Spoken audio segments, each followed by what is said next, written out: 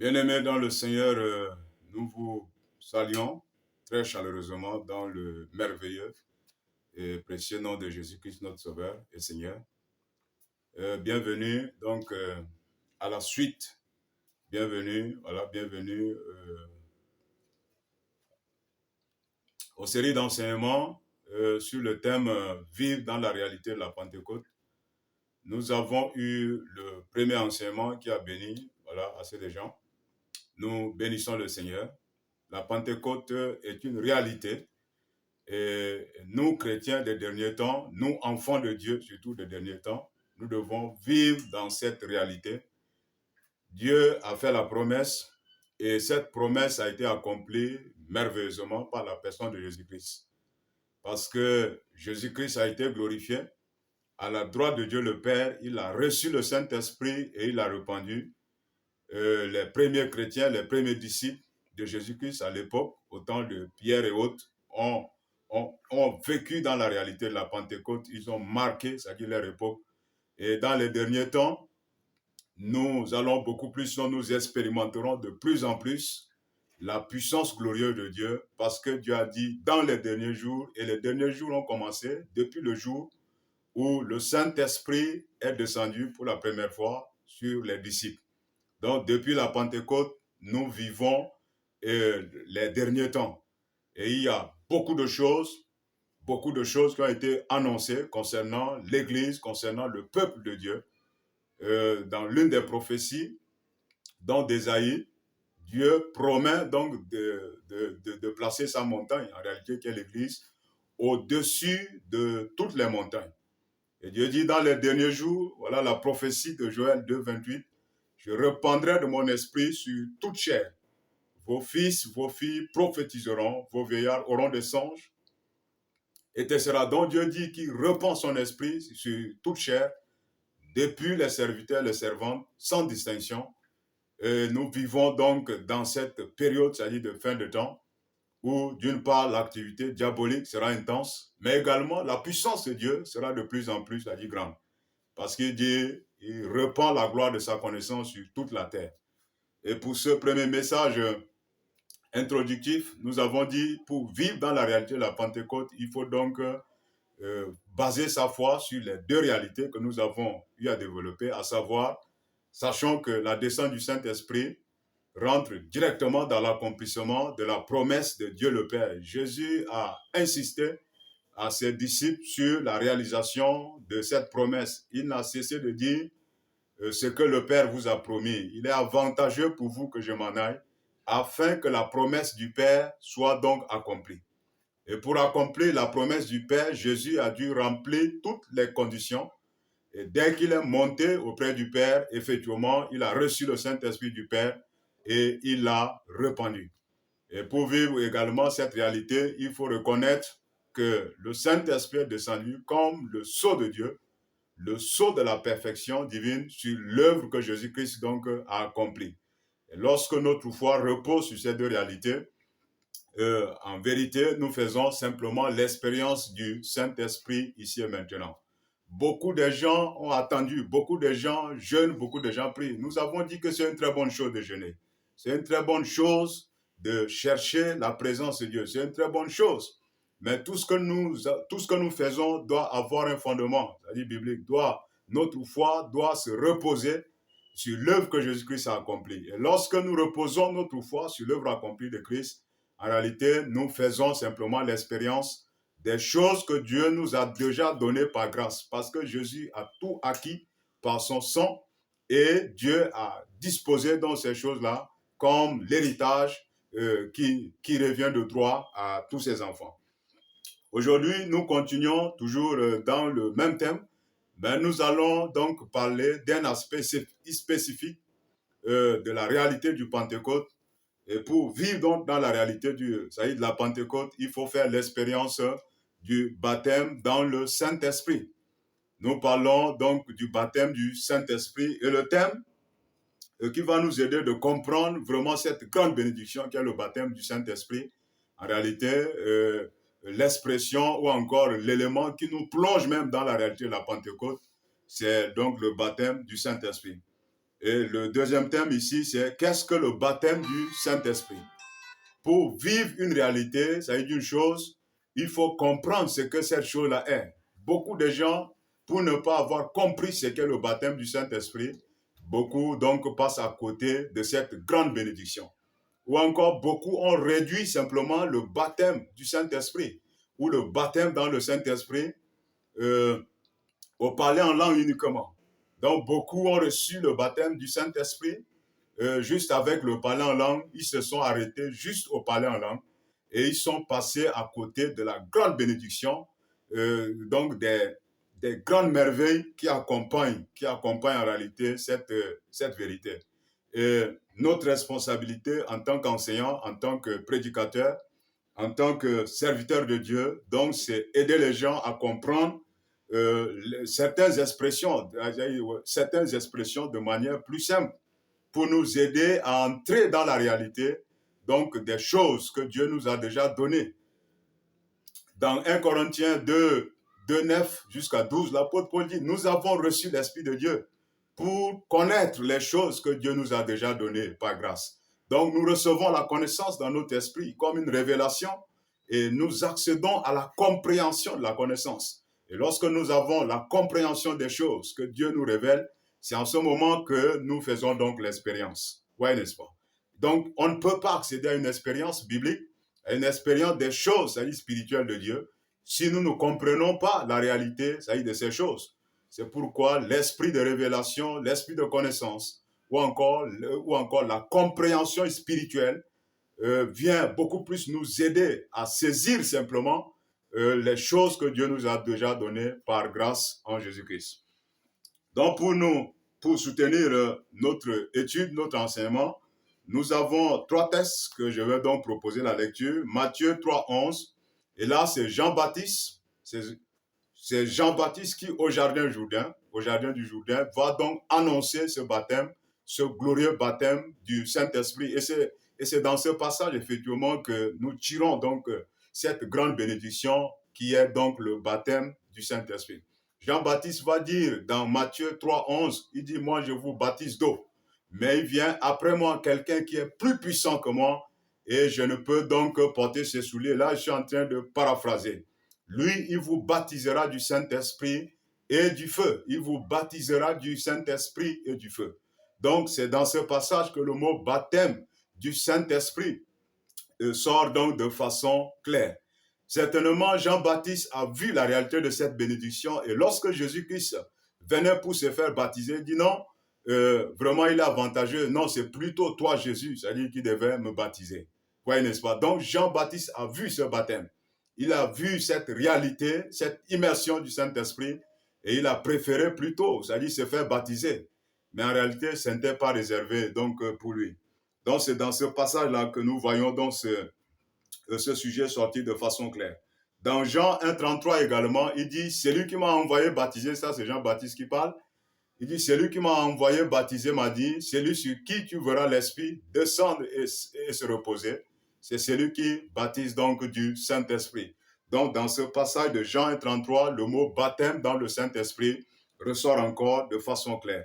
Dans Actes 1, 5 à 8, nous voyons encore Jésus revenir sur la même expression.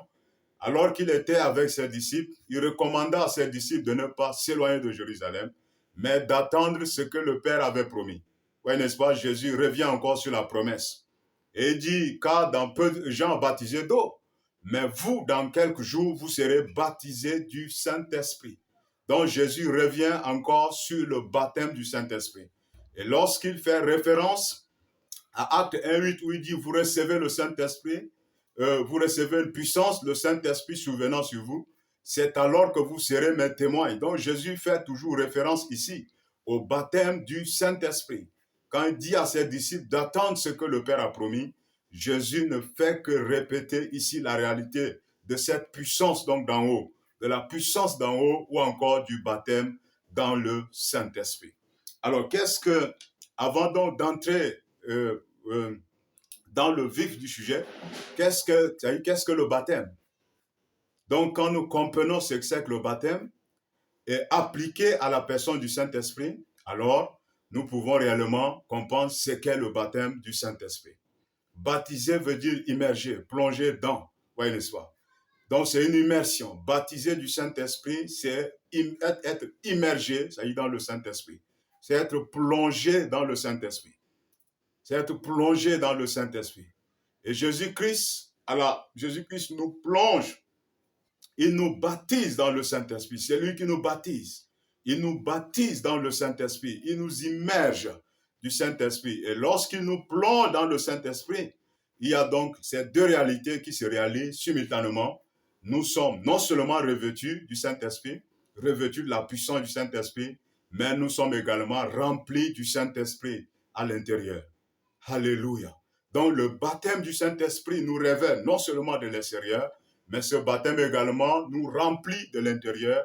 Il nous remplit pleinement du Saint-Esprit de l'intérieur. Donc ces deux réalités se produisent lorsque nous sommes baptisés dans le Saint-Esprit.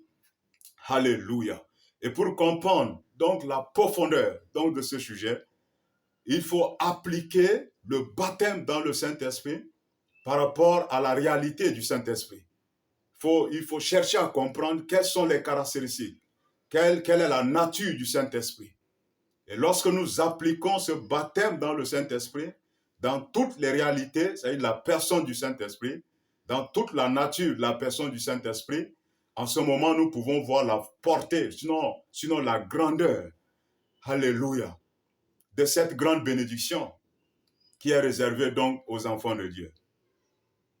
Alléluia. Et si vous n'avez pas encore fait l'expérience du baptême du Saint-Esprit, alors que vous suivez ces messages, nous vous exhortons donc d'ouvrir simplement votre cœur. Vous allez entendre des merveilles qui vont vous pousser à rechercher et à recevoir cette grande bénédiction que Dieu réserve donc à tous ses enfants. Et pour cela, nous allons faire des applications par rapport aux différentes réalités ou encore par rapport à la nature, à la personne même, c'est-à-dire du Saint-Esprit.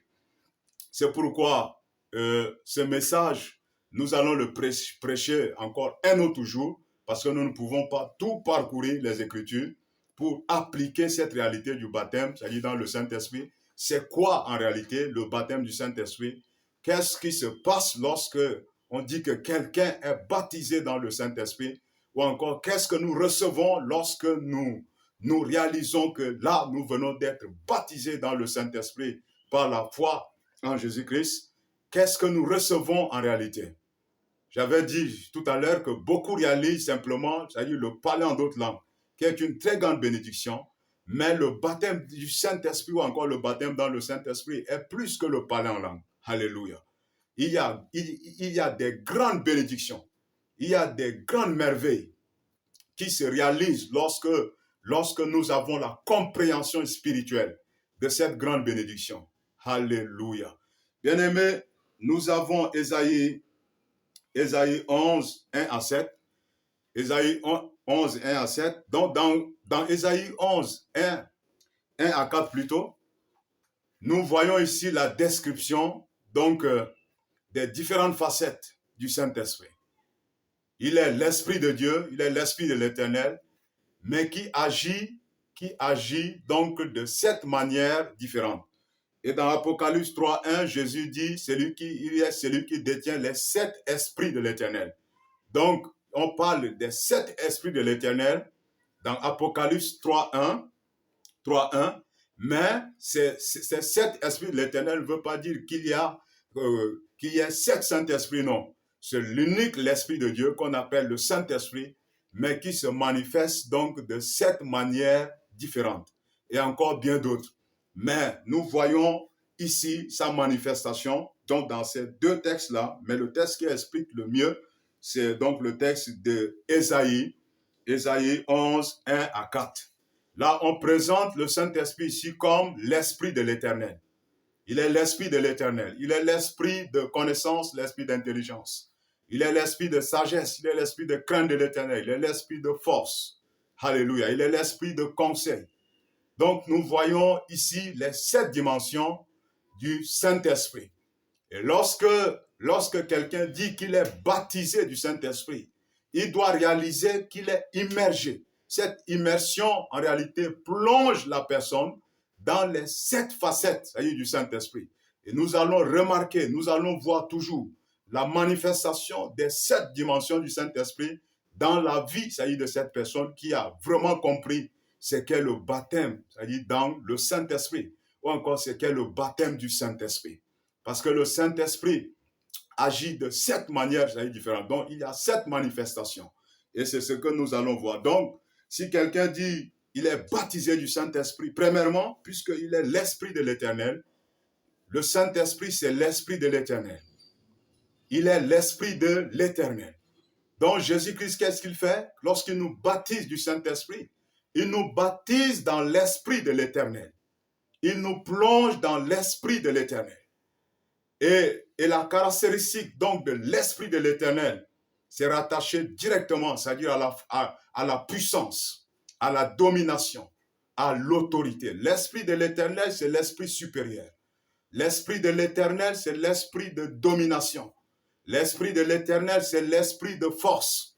C'est l'Esprit de puissance. Et à travers toute la Bible, dans l'Ancien Testament, que ce soit dans le Nouveau Testament, nous allons voir avec Jésus et les apôtres, tous ceux qui ont opéré, c'est-à-dire sous l'Esprit de l'Éternel, ont marché dans la domination, ils ont marché dans l'autorité, ils ont marché dans la puissance, ils ont démontré les signes, les miracles et les prodiges. Donc, quand nous voyons la manifestation, c'est-à-dire la domination, quand nous voyons la manifestation d'autorité, lorsque nous voyons ici une personne marcher, c'est-à-dire sous cette autorité, sous cette puissance, avec la capacité de dominer, de régner sur les puissances des ténèbres, de lier les démons, de lier les mauvais esprits, nous voyons ici l'opération ou encore la manifestation de l'esprit. Ça, c'est la dimension, l'esprit de l'Éternel qui est l'esprit supérieur. Et lorsqu'il vient sur vous, lorsque Jésus-Christ vous baptise dans le Saint-Esprit, lorsque vous faites l'expérience du baptême dans le Saint-Esprit, vous êtes immergé, c'est-à-dire dans l'esprit de l'Éternel. Et à ce moment, aucun autre esprit ne peut, c'est-à-dire se tenir contre vous. Aucune autre puissance ne peut se tenir contre vous. Aucune force de l'enfer ne peut se tenir contre vous. Aucun démon ne peut se tenir contre vous. Aucun sorcier ne peut se tenir contre vous. Lorsque vous réalisez donc cette grande bénédiction, qui est une immersion dans l'esprit de l'Éternel, c'est l'esprit supérieur. Daniel a opéré donc en Babylone avec cet esprit-là. Il dit un homme qui a l'esprit supérieur. Joseph en Égypte a opéré, c'est-à-dire dans cette dimension, et même Moïse, pour la délivrance des enfants d'Israël, Moïse a tenu tous les magiciens, il a tenu tous les dieux, c'est-à-dire d'Égypte, c'est-à-dire sous son contrôle, tout simplement parce que l'Esprit de l'Éternel était avec lui. Donc c'est l'esprit d'autorité. Et lorsque Christ nous baptise dans le Saint-Esprit, nous devons réaliser ça, cette immersion. Il nous plonge dans l'esprit de l'Éternel, qui est un esprit d'autorité, qui est un esprit de domination. À ce moment, nous dominons au milieu, c'est-à-dire des ennemis. Nous dominons et nous assujettissons tous les autres esprits contraires à Dieu. Alléluia. C'est l'esprit de l'Éternel. Donc nous voyons cela dans la vie de Moïse. Samson également a opéré, c'est-à-dire sous l'esprit de l'Éternel. Et rien ne pouvait donc le dompter. Il pouvait briser les cordes. Il pouvait donc s'opposer à 1000 personnes et les vaincre. C'est l'opération de l'esprit donc de l'Éternel. Avec une force extraordinaire. Avec une puissance extraordinaire. Et c'est dans cet esprit-là que nous sommes baptisés. Quand nous faisons l'expérience du baptême dans le Saint-Esprit, en réalité, c'est l'esprit de l'Éternel, l'esprit de domination, l'esprit d'autorité. Alléluia. C'est l'esprit d'autorité. C'est l'esprit d'autorité, bien-aimé. Gédéon a opéré avec cet esprit. Élie a opéré sous l'esprit de l'Éternel, avec la capacité donc de commander les éléments, c'est-à-dire la nature, de commander les signes, de commander les miracles, de commander les produits. Élisée a opéré, c'est-à-dire sous cet esprit également. Alléluia, c'est l'esprit de l'Éternel. Et Jésus, lorsqu'il a commencé son ministère, il a dit, l'esprit de l'Éternel est sur moi. Alléluia. Le même esprit avec lequel les héros de l'Ancien Testament ont opéré. Jésus a dit, l'esprit de l'Éternel est sur moi. Il m'a oint pour annoncer la bonne nouvelle, pour guérir les malades, délivrer les captifs, libérer les prisonniers, proclamer une année de grâce du Seigneur, etc. Donc là, c'est l'opération de l'Esprit de l'Éternel. Et tout son ministère a été axé sur les signes, les miracles, les prodiges. Et tout ce qu'il faisait, parce que cet esprit, l'Esprit de l'Éternel, la dimension d'autorité, la dimension de la domination, la dimension de la force, de la puissance de l'Esprit de Dieu, était donc sur lui. Et à la fin de son ministère, il pouvait dire à ses disciples d'attendre de recevoir ce que le Père, c'est-à-dire, a promis. Et là, Jésus fait non seulement mention à d'autres manifestations du Saint-Esprit, mais il met l'accent, c'est-à-dire sur l'aspect domination, autorité, puissance, avec la capacité de faire les signes, les miracles et les prodiges. Donc, lorsque nous sommes baptisés dans le Saint-Esprit, voilà ce qui se passe en nous. Alléluia. Vous devenez une autorité spirituelle.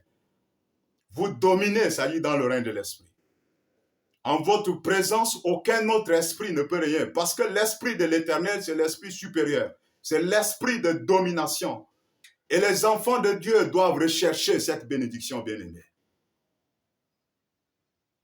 Les enfants de Dieu doivent se réveiller pour retrouver, c'est-à-dire leur place.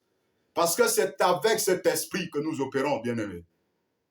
C'est avec cet esprit que nous opérons. Avec la capacité de dominer, de paralyser tous les autres esprits qui sont les esprits diaboliques ou encore les esprits de l'enfer. C'est l'Esprit de l'Éternel quand nous faisons l'expérience du baptême du Saint-Esprit. Voilà ce qui se passe dans votre vie lorsque vous êtes baptisé du Saint-Esprit. Mais ce n'est pas tout. Ce n'est pas tout. Parce que le Saint-Esprit, c'est également l'esprit d'intelligence et de sagesse. Donc non seulement il vous permet de dominer, il vous permet de régner, il vous permet d'exercer l'autorité, il vous permet d'assujettir toutes les puissances du diable, il vous permet donc de maintenir toutes choses sous votre contrôle, il vous permet de commander les éléments de la nature, de commander même au vent, de commander au feu, etc. Toutes ces choses vous obéissent lorsque vous êtes immergé de l'Esprit de l'Éternel. Mais ce n'est pas tout. Alléluia. Le Saint-Esprit, c'est également l'esprit d'intelligence et de sagesse. Donc, une personne est baptisée du Saint-Esprit lorsqu'il fait l'immersion. En ce moment, Christ, c'est-à-dire immerge, Christ plonge cette personne dans l'intelligence, Christ plonge cette personne dans la sagesse. Mais ce n'est pas n'importe quelle intelligence, ce n'est pas n'importe quelle sagesse. C'est l'intelligence et la sagesse divine. Donc, vous faites l'expérience, c'est-à-dire d'une intelligence surnaturelle, d'une intelligence illimitée. C'est l'intelligence de Dieu. C'est l'intelligence de Dieu. C'est la sagesse de Dieu. Il vous immerge, il vous plonge dans la sagesse, dans l'intelligence divine. Parce que le Saint-Esprit, c'est également l'esprit d'intelligence. C'est l'esprit de sagesse. Si quelqu'un manque de l'intelligence, si quelqu'un manque de la sagesse, bien-aimé, le baptême dans le Saint-Esprit effectif, le baptême authentique dans le Saint-Esprit, en réalité, vous remplit non seulement d'intelligence et de sagesse, mais ce baptême vous réveille également d'intelligence et de sagesse. Vous devenez une intelligence divine manifestée. Vous devenez la sagesse manifeste, c'est-à-dire de Dieu. Alors, qu'est-ce que l'intelligence? L'intelligence, c'est la compréhension, c'est la capacité de comprendre. C'est la capacité de comprendre les réalités, c'est-à-dire de Dieu. C'est la capacité même de comprendre comment, c'est-à-dire Dieu opère, comment Dieu parle, de comprendre même, c'est-à-dire les Écritures, etc. Sa parole. Ça, c'est l'intelligence. La sagesse, c'est la partie pratique. La partie pratique, donc, ça veut dire de l'intelligence. Autrement dit, la sagesse, c'est l'intelligence manifestée en action. C'est la mise en œuvre, donc, de l'intelligence. Et dans la vie de Jésus, dans la vie des apôtres, nous voyons l'expression ici, ça veut dire d'intelligence et de sagesse. Jésus a parlé avec une certaine sagesse. Et la Bible dit, la sagesse a été manifestée donc par les œuvres, c'est-à-dire qu'il faisait. Et il étonnait même les gens. Les gens se demandaient, mais lui qui n'avait pas fait d'études, d'où lui venait donc cette sagesse? D'où lui venait donc ces miracles? Lui qui n'a jamais étudié, lui qui n'a pas fait d'études approfondies, c'est-à-dire comme les autres. Mais c'est parce qu'il était immergé dans le Saint-Esprit. Et lorsque Dieu nous plonge dans le Saint-Esprit, bien aimé, ce n'est pas question d'étude. C'est question de la sagesse divine. C'est question de l'intelligence divine. Vous avez une compréhension hors norme, c'est-à-dire des choses. Vous avez une compréhension sans pareil, c'est-à-dire des choses. Et là, c'est le Saint-Esprit. C'est le Saint-Esprit. Lorsque vous êtes baptisé dans le Saint-Esprit, vous avez donc accès à l'intelligence. Vous avez accès à la sagesse divine. Et Jésus épatait, c'est-à-dire les gens par sa sagesse. Les miracles qu'il faisait, les œuvres qu'il faisait, c'est simplement la manifestation de la sagesse divine. Et même la sagesse de Salomon n'était pas comparée, c'est-à-dire à sa sagesse, parce qu'il pouvait dire, il y a ici plus que Salomon. Quelqu'un comme Salomon a opéré dans la sagesse. Daniel a opéré, c'est-à-dire dans la sagesse et dans l'intelligence. Et lorsque nous faisons l'expérience dans le baptême du Saint-Esprit, même Joseph a opéré dans la sagesse et dans l'intelligence. Joseph a décrit la théorie de l'épargne. En réalité, cette théorie qui est développée aujourd'hui, c'est-à-dire en économie, mais c'est tiré de la Bible en réalité. Alléluia. Et nous faisons l'expérience de la sagesse. Et même dans la vie des apôtres, notamment Étienne. Dans les actes des apôtres, nous voyons ici le rapport, comment Étienne était doué de sagesse. Les apôtres étaient doués de sagesse et d'intelligence. Ils avaient la compréhension sans pareil des Écritures. Parce que l'esprit de sagesse agissait en eux. Ils étaient plongés dans l'esprit de sagesse. Ils étaient plongés dans l'esprit d'intelligence. Et même l'apôtre Paul était plongé, ça y est, dans cette réalité du Saint-Esprit. Alléluia. Et c'est cette sagesse infiniment variée de Dieu. Lorsque nous faisons l'expérience du baptême du Saint-Esprit, Christ nous plonge dans la sagesse infiniment variée de Dieu. Et les nations, sinon les autorités, les dominations doivent apprendre par l'Église la sagesse infiniment variée de Dieu. Éphésiens 3. Et nous faisons cette réalité-là. Alléluia. Cette sagesse nous plonge également dans la compréhension des mystères de Dieu, la capacité de comprendre les mystères de Dieu, la capacité même de comprendre les Écritures. C'est au travers, ça y est, de cette réalité, parce que le Saint-Esprit est l'esprit de sagesse et également l'esprit d'intelligence. Alléluia. Et pour soutenir donc ces éléments, nous avons Matthieu 13, 54, Acte 6, 10. Le Saint-Esprit, c'est également l'esprit de force. Il est l'esprit de force. Et lorsqu'on dit quelqu'un baptisé du Saint-Esprit, en réalité, cette personne est immergée dans la force, c'est-à-dire du Saint-Esprit. Il est immergé dans la force, c'est-à-dire divine. La force, c'est-à-dire de Dieu. La force, c'est-à-dire divine. Et lorsque vous êtes plein de force, vous êtes rempli de force, rien ne peut vous arrêter. Rien ne peut vous faire peur. Alléluia. Vous brisez les intimidations et vous faites l'œuvre que Dieu, c'est-à-dire, vous a demandé de faire. Pourquoi beaucoup de gens sont paralysés? Pourquoi beaucoup de gens manquent de force pour mettre en exécution, c'est-à-dire le plan de Dieu pour leur vie? Pourquoi beaucoup de gens ont peur? Pourquoi beaucoup de gens ont du mal à s'engager, c'est-à-dire à prêcher l'évangile? Parce qu'il leur manque la force. Dieu a dit à Josué, fortifie-toi et prends courage. Donc, lorsque vous êtes immergé dans le Saint-Esprit, lorsque vous faites l'expérience du baptême du Saint-Esprit, en réalité, vous êtes plongé dans la force divine. Dans la force divine. Et cette force vous donne la capacité de prêcher la parole de Dieu avec assurance.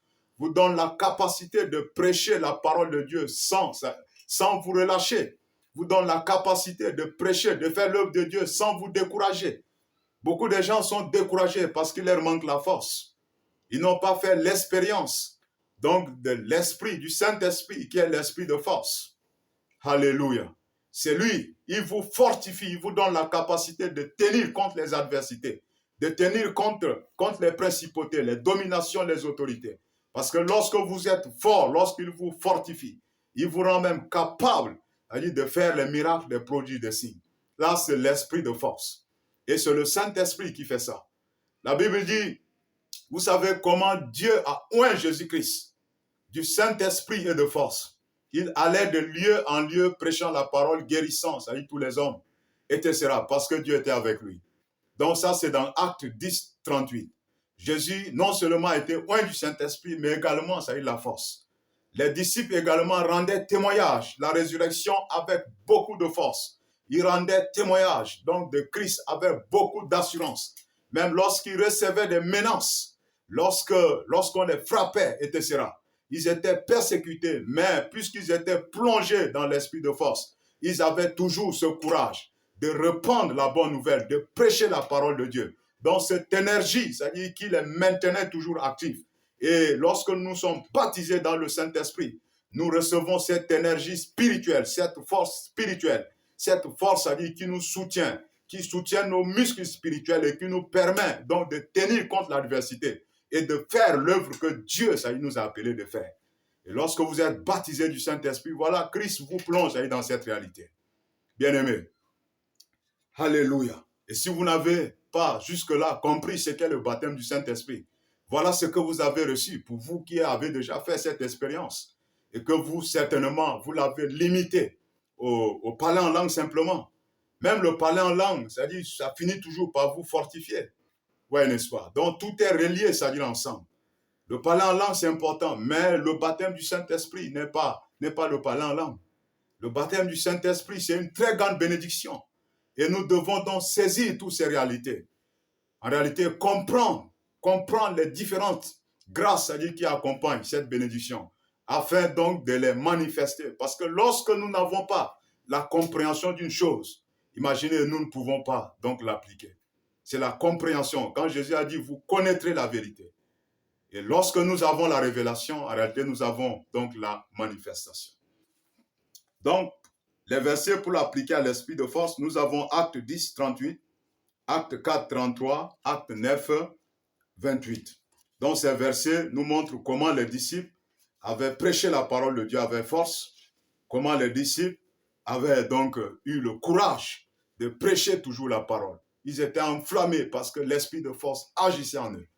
Et l'esprit que nous avons reçu, Paul pouvait dire à Timothée, ce n'est pas l'esprit de peur, ni l'esprit de timidité, mais c'est l'esprit de force. C'est l'esprit de force. Et lorsque nous sommes baptisés dans le Saint-Esprit, Christ nous immerge dans cette vérité. Alléluia. Donc, le baptême du Saint-Esprit, également, être baptisé du Saint-Esprit, c'est être immergé dans la crainte de l'Éternel. Parce que le Saint-Esprit, c'est aussi l'esprit de crainte de l'Éternel. Le Saint-Esprit, c'est l'esprit de crainte de l'Éternel. Si vous manquez de crainte de l'Éternel, si vous n'avez pas du respect, c'est-à-dire pour Dieu, c'est ça la crainte de Dieu. C'est la révérence, c'est le respect, c'est l'amour, c'est-à-dire qu'on a envers Dieu, mêlé avec l'obéissance, le respect. Oui, n'est-ce pas? Ça, c'est la crainte de Dieu. La crainte de Dieu nous amène à nous éloigner du mal. La crainte de Dieu nous amène à haïr ce que Dieu est, à aimer ce que Dieu aime. Là, c'est la crainte, c'est-à-dire de l'Éternel. Et cette crainte est manifestée, c'est-à-dire en nous. Cette crainte devient réelle. Sachez faire la différence entre la crainte et la peur de Dieu. Non, la peur de Dieu, ça c'est négatif. Non, c'est pas de ça que nous disons. Mais la crainte de l'Éternel nous approche, c'est-à-dire de Dieu. Parce que celle-là nous éloigne du mal, elle nous approche, c'est-à-dire de Dieu. Elle nous plonge dans l'intimité de Dieu. C'est ça. Donc, c'est la révérence que nous avons envers le Seigneur. C'est le respect que nous avons envers le Seigneur et envers sa parole. C'est l'obéissance que nous manifestons. C'est également l'amour que nous manifestons. Donc, dans la crainte de l'Éternel, nous avons tous ces éléments-là. Et lorsque vous faites l'expérience du baptême dans le Saint-Esprit, en réalité, vous devez voir la crainte de Dieu se manifester en vous. Parce que le Saint-Esprit, c'est l'esprit de crainte de l'Éternel. Et c'est là où beaucoup doivent se poser des questions, ce qu'ils appellent baptême dans le Saint-Esprit. Est-ce que c'est réellement le baptême dans le Saint-Esprit? Est-ce que c'est le baptême du Saint-Esprit ou bien c'est le baptême d'un autre esprit? Parce que le baptême du Saint-Esprit nous conduit dans la crainte de Dieu. Il nous plonge dans la crainte de l'Éternel parce que le Saint-Esprit, c'est l'esprit de crainte de l'Éternel. Il nous conduit dans l'obéissance, dans la soumission, dans l'humilité. Là, c'est la crainte de Dieu parce que nous nous éloignons du mal et nous nous attachons, c'est-à-dire à Dieu. Et le Saint-Esprit, c'est l'esprit de crainte de l'Éternel. Et lorsque nous sommes immergés du Saint-Esprit, lorsque nous sommes remplis du Saint-Esprit, naturellement, la crainte de l'Éternel sort en nous, surtout, ça dit tout simplement, nous manifestons cette révérence. Parce que le Saint-Esprit lui-même est venu pour glorifier Jésus. Il est venu pour honorer Jésus. Et nos vies doivent honorer Jésus. Nos vies doivent glorifier Jésus lorsque nous faisons l'expérience du baptême dans le Saint-Esprit. Et si jusque-là, vous remarquez dans votre vie que vous n'avez pas la crainte de Dieu, malgré que vous me dites, vous parlez en d'autres langues, essayez donc de mettre un peu point d'interrogation. Est-ce que c'est réellement le baptême du Saint-Esprit que vous avez reçu ou le baptême d'un autre esprit? Ou soit vous n'avez pas simplement compris. Donc maintenant que vous comprenez, laissez maintenant la crainte de l'Éternel se développer en vous. Il nous plonge dans l'esprit, il nous plonge dans la crainte de l'Éternel. Et dans les actes des apôtres, nous voyons que la crainte de l'Éternel était là. Ce n'est pas la peur, mais la crainte de l'Éternel. La manifestation, c'est-à-dire de Dieu, amenait la crainte de l'Éternel. Et plus on parlait des craintes de l'Éternel, nous voyons l'expression « la crainte de l'Éternel s'empara », c'est-à-dire de plusieurs. La crainte de l'Éternel s'empara du peuple. Et l'Éternel faisait par les mains des apôtres des signes, des miracles et des prodiges. Oui, n'est-ce pas? Donc, plus Dieu se manifeste, plus Dieu se révèle à nous, plus nous manifestons la crainte, c'est-à-dire le respect, l'humilité, l'obéissance, etc., plus nous voyons les signes, les miracles et les prodiges, parce qu'il va continuer toujours à se révéler à nous. Alléluia. Alléluia. Alléluia. Et nous devons rechercher, c'est-à-dire cette plénitude. Nous devons rechercher le baptême dans le Saint-Esprit pour voir la crainte de Dieu se manifester en nous. Amen.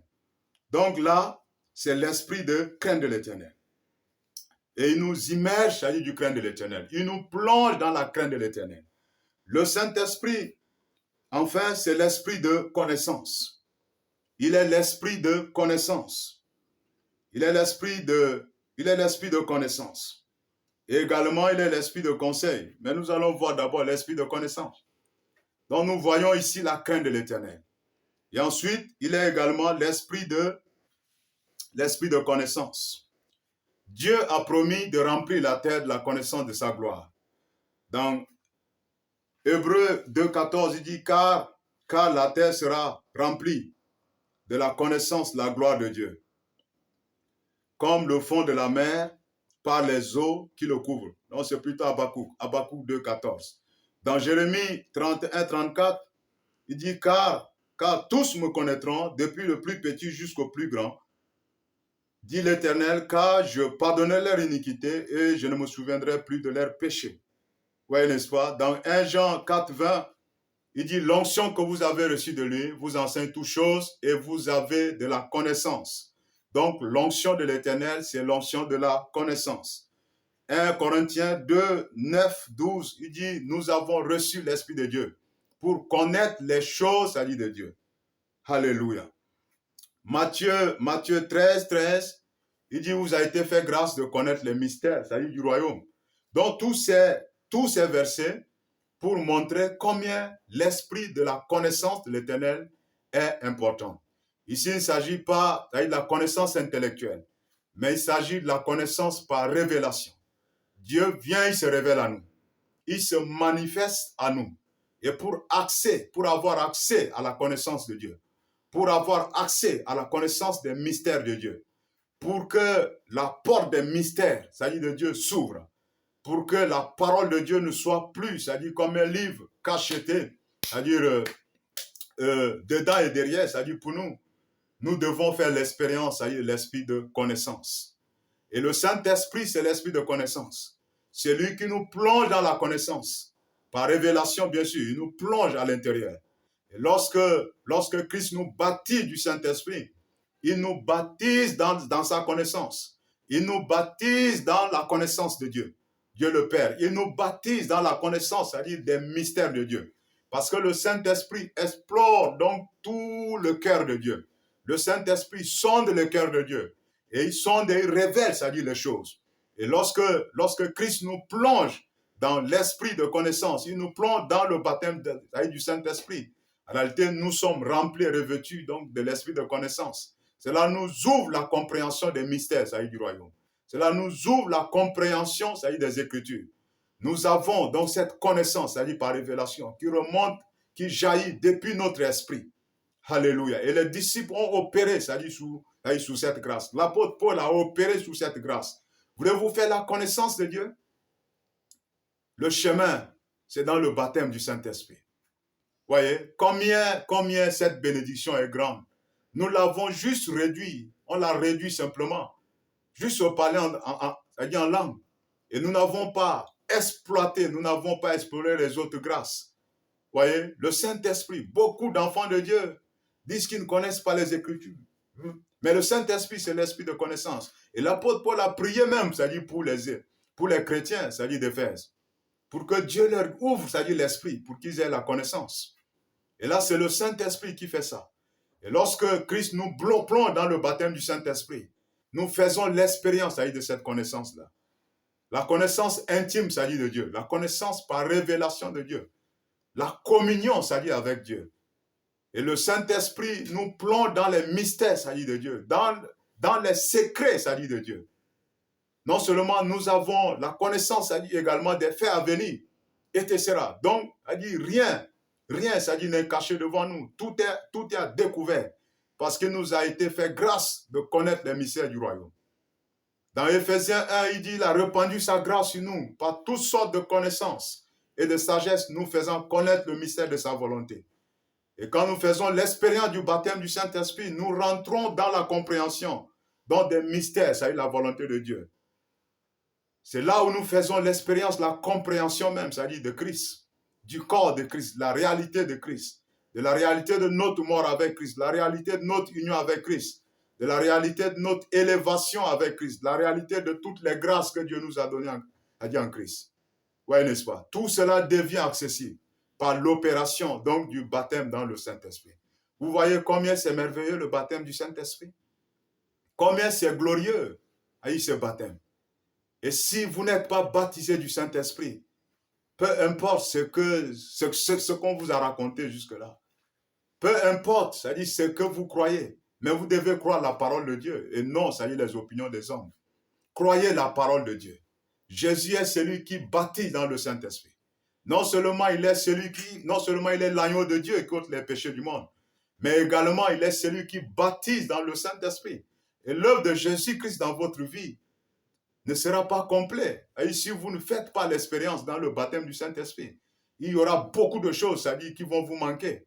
Toutes ces grâces que nous venons donc de parcourir, voyez, n'est-ce pas?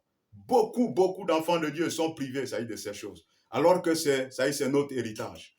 Et lorsque nous sommes immergés dans le Saint-Esprit, puisque le Saint-Esprit nous conduit facilement, il nous conduit. Lorsque nous sommes baptisés, nous sommes plongés dans sa réalité. En réalité, nos intentions, nos désirs, nos sentiments, tout est soumis, c'est-à-dire sous son autorité. Et à ce moment, nous pouvons faire, grâce, nous pouvons rentrer pleinement, c'est-à-dire dans la compréhension de ces choses. Enfin, pour finir, le Saint-Esprit, c'est également l'esprit de conseil. Il est l'esprit de conseil.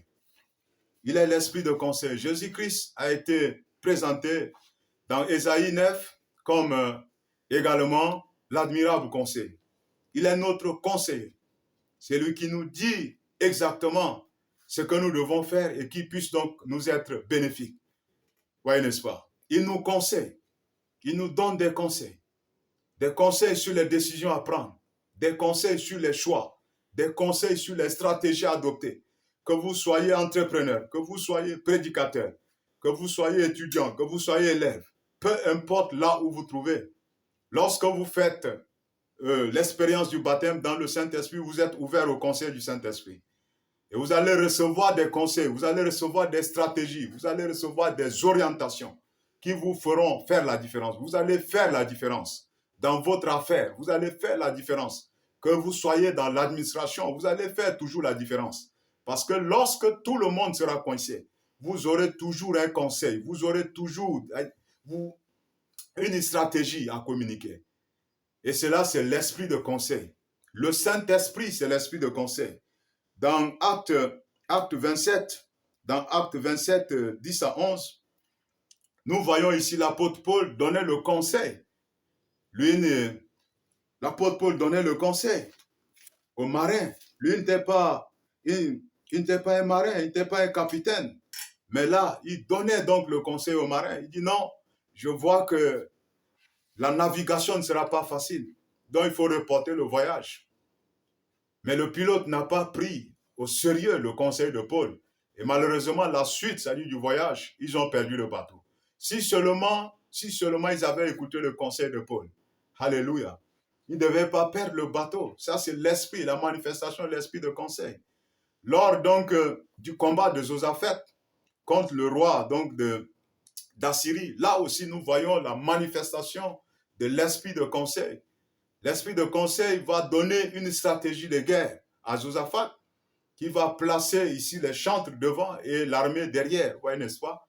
Ils sont sortis, ils sont allés à la rencontre de ce roi. Et l'Éternel a tendu dans des embuscades dans le camp adverse. Là, c'est la manifestation de l'esprit de conseil. Nous voyons également la manifestation de l'esprit de conseil lorsque Jésus a dit à Pierre, jette le filet. Ça, c'est un conseil.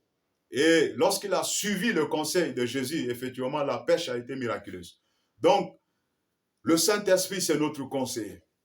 Nous faisons l'expérience de cette bénédiction lorsque nous sommes immergés, lorsque nous sommes plongés dans la réalité du Saint-Esprit. Et nous voyons la manifestation des 7 dimensions du Saint-Esprit dans notre vie. Nous voyons la manifestation des 7 dimensions du Saint-Esprit dans notre vie. Voyez combien le baptême dans le Saint-Esprit est glorieux. Et pour que notre destinée soit déclenchée, pour que nous nous manifestions réellement comme Dieu le veut, il faut faire l'expérience du baptême du Saint-Esprit. Il faut être plongé dans le Saint-Esprit. Parce que là, ce sont les capacités divines, ce sont les capacités surnaturelles. Et nous devenons des hommes surnaturels. Permettez-moi l'expression. Lorsque vous êtes baptisé du Saint-Esprit, vous avez une capacité hors norme. Parce que ça vient directement, ça dit de Dieu. Donc, être baptisé du Saint-Esprit, c'est être immergé dans le Saint-Esprit. Et qui nous immerge dans le Saint-Esprit, c'est Jésus-Christ. C'est lui qui baptise dans le Saint-Esprit. Moi, je ne peux pas vous baptiser du Saint-Esprit. Je prêche la parole de Dieu et lorsque vous laissez cette vérité pénétrer en vous, vous recevez simplement cette bénédiction. Jésus vous baptise dans le Saint-Esprit. C'est lui qui baptise du Saint-Esprit et de feu. Je peux vous baptiser, je peux simplement prier pour vous. Vous pouvez le recevoir. Tout comme je peux imposer les mains, vous pouvez le recevoir. Parce que vous pouvez recevoir également par imposition des mains ou par la prière. Mais c'est Jésus-Christ qui le fait. Donc lorsqu'il vous baptise dans le Saint-Esprit, il vous plonge dans l'Esprit de l'Éternel, avec la capacité de dominer, avec la capacité d'exercer l'autorité, avec la capacité d'assujettir tous les esprits, c'est-à-dire sataniques, les esprits démoniaques, avec la capacité de maintenir toutes choses, c'est-à-dire sous votre contrôle. Et également la capacité de régner dans les signes, les miracles et les prodiges. Ça, c'est la manifestation de l'Esprit de l'Éternel. Ensuite, il vous plonge également. Dans ce baptême également, c'est l'immersion, c'est-à-dire dans l'esprit d'intelligence et de sagesse. C'est également l'immersion dans l'esprit de connaissance et de crainte de l'Éternel. C'est également l'immersion dans l'esprit de force et également dans l'esprit de conseil. Donc nous voyons les 7 facettes du Saint-Esprit se manifester pleinement. Et dans le ministère de Jésus, que ce soit des apôtres ou encore d'autres serviteurs de Dieu aujourd'hui, vous allez remarquer effectivement, lorsque vous faites lorsque vous rentrez dans la réalité du baptême du Saint-Esprit avec toute sa compréhension, c'est-à-dire biblique, vraiment, vous voyez toutes ces grâces se manifester dans votre vie. Bien-aimés dans le Seigneur, nous allons poursuivre la suite donc, de cet enseignement demain. Mais permettez-moi simplement de prier pour vous. Vous venez de suivre ce qu'est le baptême du Saint-Esprit avec toutes les bénédictions, avec toutes les grâces qui s'y attachent. Dieu ne s'imposera pas à vous. Il dit, donne l'esprit à celui qui le demande. Et si vous avez soif, il dit, venez aux eaux, vous qui avez soif. Venez et buvez gratuitement. Dieu voit, ça dit, votre soif. Il dit, demandez, vous recevez. Donc, lorsque vous demandez, vous recevez simplement. Jésus-Christ a payé le prix à la croix. Il a versé son sang à la croix. Et il est assis à la droite de Dieu le Père. Et c'est sa responsabilité de vous baptiser encore aujourd'hui, de vous faire rentrer dans cette réalité. Alors que vous connectez, c'est-à-dire votre foi, à cette vérité, vous recevez simplement cette bénédiction. Vous recevez cette bénédiction uniquement par les manifestations, certainement, du parler en d'autres langues et de d'autres grâces qui vont se manifester. Par la suite de l'enseignement, nous allons voir comment recevoir du baptême du Saint-Esprit. Mais aujourd'hui, vous pouvez rentrer dans toutes ces bénédictions que nous venons de décrire.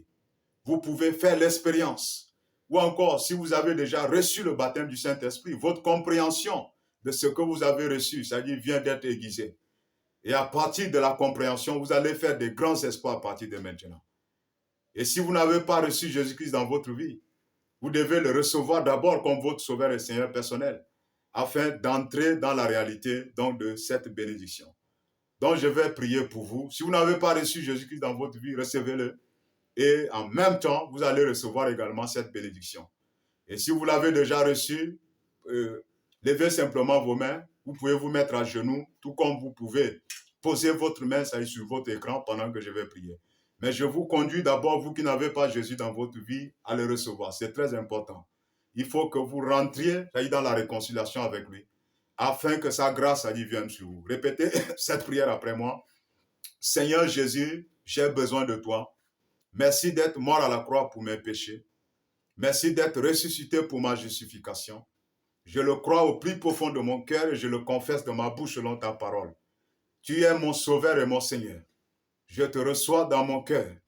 Ô Seigneur Jésus, envoie ton esprit maintenant dans mon cœur, afin qu'il me dirige, afin qu'il me conduise tout le reste de ma vie sur terre. Inscris mon nom dans ton livre de vie. Selon ta parole, à tous ceux qui l'ont reçu, à tous ceux qui croient en son nom, il a donné le pouvoir de devenir enfant de Dieu. Donc je suis maintenant enfant de Dieu. Merci Seigneur Jésus. Merci Seigneur Jésus pour mon salut. Merci Seigneur Jésus pour ma délivrance. Amen. Donc je vais prier pour vous et Jésus-Christ vous baptise maintenant. Il vous baptise dans le Saint-Esprit. Il vous plonge dans la réalité du Saint-Esprit. Maintenant, recevez cette grâce maintenant.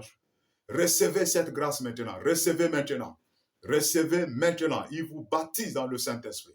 Il vous baptise dans le Saint-Esprit au nom puissant de Jésus.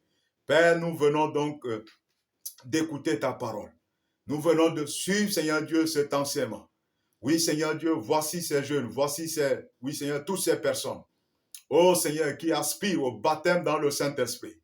Baptise-les maintenant, Seigneur Jésus. Baptise-les maintenant du Saint-Esprit. Baptise-les du Saint-Esprit, qu'ils reçoivent maintenant le baptême du Saint-Esprit. Qu'ils soient plongés maintenant dans l'Esprit de l'Éternel. Qu'ils soient plongés maintenant dans l'Esprit de sagesse et de connaissance. Qu'ils soient plongés maintenant dans l'Esprit de conseil. Qu'ils soient plongés maintenant dans l'Esprit de force. Qu'ils soient plongés maintenant, oui Seigneur Jésus, dans la manifestation du Saint-Esprit. Oh Seigneur Jésus-Christ, maintenant qu'ils reçoivent, recevez maintenant au nom de Jésus. Recevez maintenant au nom de Jésus. Recevez maintenant au nom de Jésus-Christ. Commencez à parler en d'autres langues. Ouvrez vos bouches maintenant. Commencez à parler en d'autres langues. Parlez maintenant en d'autres langues. Au nom puissant de Jésus-Christ. Père, nous te bénissons parce que tu l'as fait. Nous te bénissons parce que tu confirmes ta parole par des signes, par des miracles, Seigneur Dieu Tout-Puissant qui l'accompagne. Oh Seigneur Dieu Tout-Puissant, nous te disons merci. Recevez maintenant au nom de Jésus. Recevez cette bénédiction parce que c'est pour vous. Recevez cette grâce parce que c'est pour vous. Oh Seigneur Dieu Père, nous te bénissons. Merci, merci, merci Seigneur de confirmer ta parole par des signes, par des miracles et des prodiges qui l'accompagnent. Que la gloire te revienne au nom puissant de Jésus. N'oubliez pas de vous abonner donc sur notre page. Et vous allez recevoir certainement la suite, c'est-à-dire de cet enseignement sur le baptême du Saint-Esprit. Et là, nous allons parcourir les actes des apôtres et nous allons voir encore d'autres manifestations, c'est-à-dire du Saint-Esprit. Et lorsque vous faites l'expérience, c'est-à-dire de ce baptême, toutes ces grâces également doivent, c'est-à-dire vous accompagner.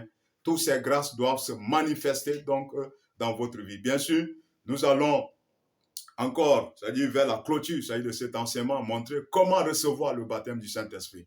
Mais déjà, vous faites l'expérience parce que Dieu confirme sa parole. Dieu répond, c'est-à-dire à la soif. Et si vous avez la soif de recevoir, vous venez donc de recevoir et gardez votre bénédiction et croissez, c'est-à-dire dans la connaissance, c'est-à-dire de notre Dieu. Que l'Éternel Dieu vous bénisse au nom puissant de Jésus-Christ. Amen.